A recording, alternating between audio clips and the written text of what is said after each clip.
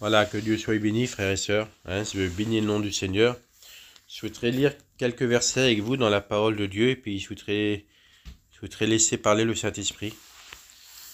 Je voudrais faire la première lecture que je voudrais vous faire. Ça se trouve dans le livre de Jean, chapitre 19, et au verset 17, il est marqué « Jésus, portant sa croix, arriva au lieu du crâne, qui se nommait en hébreu Golgotha. C'est là qu'il fut crucifié, et deux autres avec lui, un de chaque côté, et Jésus au milieu. » Amen. Puis là, on voit que le passage que je vous ai lu, c'est sur la croix, frères et sœurs, c'est sur le sacrifice de Jésus. Et puis la prochaine lecture que je voudrais vous faire, ça se trouve dans le livre des Éphésiens, au chapitre 2 et au verset 8, il est marqué « Car c'est par la grâce que vous avez été sauvés, par le moyen de la foi, et cela ne vient pas de vous, c'est le don de Dieu. Ce n'est point par les œuvres, afin que personne ne se glorifie. » Que son nom soit béni. Car c'est par la grâce que vous avez été sauvés. C'est par grâce qu'on a été sauvés, frères et sœurs. C'est la grâce de Dieu, parce que la Bible nous dit qu'il a monté à la croix. Et puis on sait que normalement c'était nous qu'on devait monter à la croix. On était condamnés pour l'éternité dans nos péchés. Mais la Bible nous dit qu'il a pris notre place. La Bible nous dit qu'il a porté le péché de l'humanité entière, de tous les hommes. Il a porté le péché.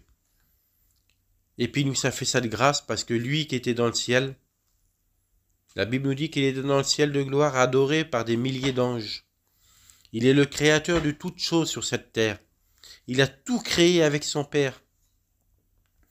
Mais la Bible nous dit que ce créateur merveilleux est venu sur cette terre pour prendre notre place à nous, à la croix. La Bible nous dit qu'il a porté le péché. Le péché n'a pas rentré en lui, frères et sœurs. Le péché n'a pas été dans sa bouche, le péché n'a pas été dans son cœur. Il a porté le péché à la croix pour qu'on soit sauvé, pour qu'on ait une place auprès de lui, dans le ciel, que son nom soit béni. Dans 1 Corinthiens, chapitre 1, au verset 18, il est marqué « Car la prédication de la croix est une folie pour ceux qui périssent, mais pour nous qui sommes sauvés, elle est une puissance de Dieu. » Amen. Que Dieu soit béni. Et puis c'est vrai pour des personnes qui ne connaissent pas Dieu, des personnes qui ne savent pas la puissance et l'amour de Dieu, la prédication qu'on annonce, elle est une folie, elle ne peut pas exister. Parce qu'ils n'arrivent pas à imaginer qu'il y a un tel amour.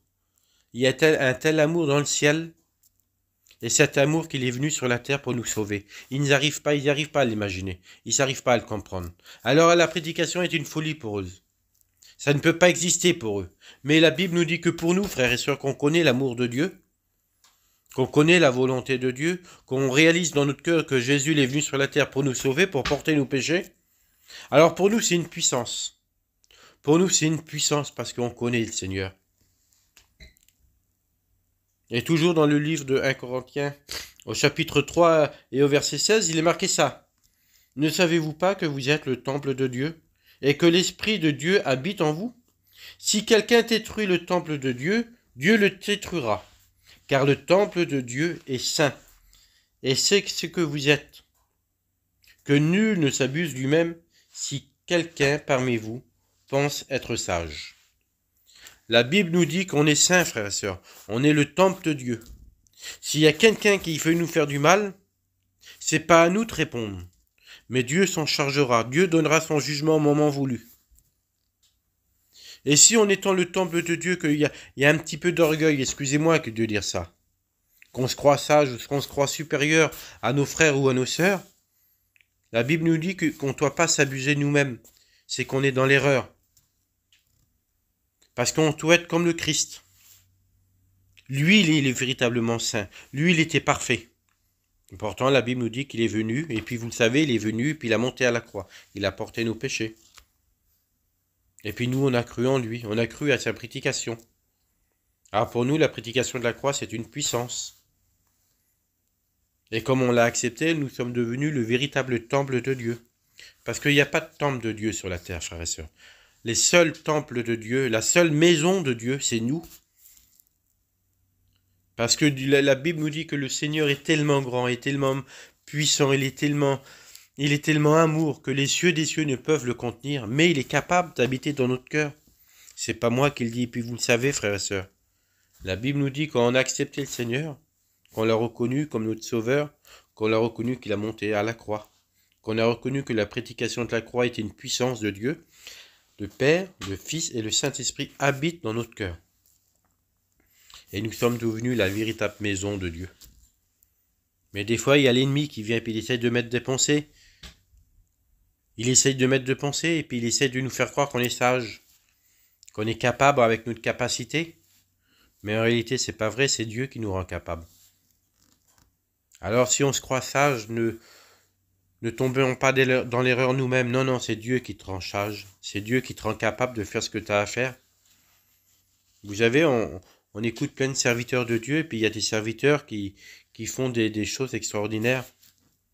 Il y a des serviteurs de Dieu que c'est des hommes qui sont des fonctions vraiment très, très dures, on va dire comme ça.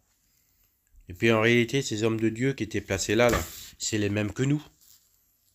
Hein, que vous pendez les hommes qui nous dirigent dans la mission, que vous pendez le président, que vous pendez n'importe qui sont une place importante dans la mission. En réalité, au début, c'était les hommes comme nous, on était élevés pareil, on était dans l'ignorance, c'est à peine qu'on savait lire. Mais Dieu les a rendus capables. C'est Dieu qui les a placés là, comme Dieu nous a placés où qu'on est maintenant. C'est Dieu qui nous rend capables. Frères et sœurs, parce que nous sommes le temple de Dieu. Et c'est l'Esprit de Dieu qui habite dans nos cœurs qui nous rend capables. Il y a des hommes de la mission qui parlent avec des gadgets du gouvernement, là. Et puis ils arrivent à parler avec eux. C'est qui aurait pensé ça, qu'un voyageur un jour qui arrive dans le gouvernement et qui parle avec ces hommes-là, qui arrive à parler avec ces hommes-là, à prendre des décisions avec ces hommes-là. C'est qui aurait pu croire ça un jour? Mais Dieu a placé ces hommes-là et puis Dieu les rend capables, comme Dieu rend capable notre président à diriger la mission. Parce qu'en réalité, c'est un homme comme nous. Mais c'est Dieu qui dirige tout. Parce que nous sommes le temple de Dieu et puis nous sommes attentifs à l'Esprit. Parce qu'un jour, on a réalisé que dans notre cœur, que c'est Jésus qui a monté sur la croix. Lui, il a porté le péché. On est saint parce que lui, il est saint. On est victorieux parce que lui, il a triomphé. On est capable de le faire parce que lui, il a été capable de le faire. Et c'est lui qui nous rend capables. Frères et sœurs, ce matin, c'est ce que je veux vous dire. Si on est là où qu'on est, c'est une grâce de Dieu. Si on est capable de témoigner, ou si des serviteurs sont capables de prêcher la parole, c'est que c'est Dieu qui rend capable. Parce que de nous-mêmes, en vérité, et puis ça diminue personne, mais c'est une vérité, on a un peuple un peu qui connaît rien. On croit connaître peut-être, mais en réalité, on connaît rien. Mais Dieu nous rend capable de comprendre, de parler, d'annoncer sa parole, de mettre des choses en place. C'est Dieu qui rend capable de tout ça. Je fais même parler des enseignants. Les enseignants qu'on a dans notre mission Vie et Lumière, c'est des hommes extraordinaires, ils connaissent la Bible au bout des doigts. Et en réalité, mais quand on écoute le témoignage de certains enseignants, dans leur jeunesse, ils ne savaient peut-être pas lire. Ils ne savaient pas lire. Je voudrais vous rappeler ça sur notre frère Payan qui est parti auprès du Seigneur, sur notre enseignant Payan. Dans son témoignage, c'est un homme qui ne savait pas lire. Et puis il s'est écouté souvent ce récit-là que cet homme, il a appris à lire sur une carte grise. Mais regardez maintenant quel homme qu'elle s'était devenu dans la mission.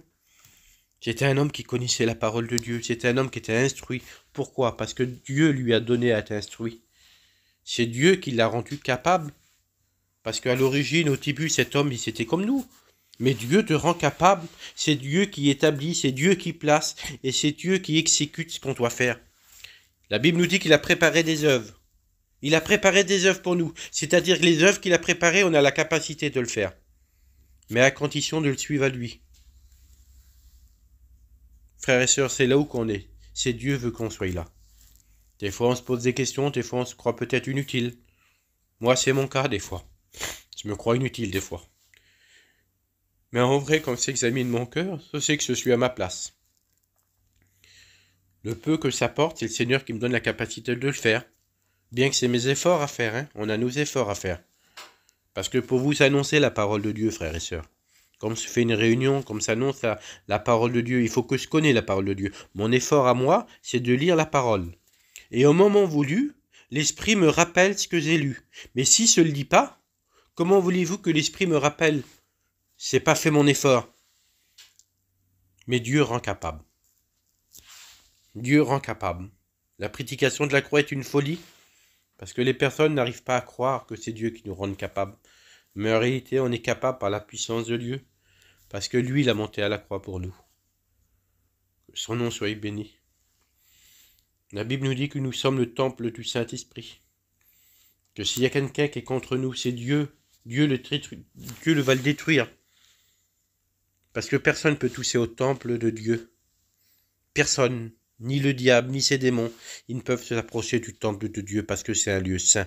Et c'est ce que nous sommes, frères et sœurs. Nous sommes saints. Nous sommes saints par la puissance de Dieu. Nous sommes saints par le sacrifice de Dieu. Que son nom soit béni. Je voudrais prier avec vous sur ces quelques mots. Seigneur, je veux bénir ton nom, te rendre grâce, de dire merci, merci pour ta bonté. Merci pour ton sacrifice à la croix, Seigneur Jésus. Seigneur, ta parole, Seigneur, est une puissance dans mon cœur, dans ma vie. Je veux mettre cette puissance, Seigneur, en action. Ta parole me dit que je suis la maison de Dieu, je suis le temple de Dieu. Le Père, le Fils et le Saint-Esprit habitent dans mon cœur. Tu me rends capable de faire des choses, Seigneur. Bien que je ne suis pas capable de mes forces à moi, mais toi, tu me rends capable avec tes forces. Tu me conduis par ta parole, Seigneur Jésus. Tu me donnes à être sage selon ta parole, pas comme le monde le veut, mais selon ta parole. Bénis mes frères et sœurs, je bénis ton nom pour tout. À toi soit la gloire, Fils de Dieu. Amen. Amen.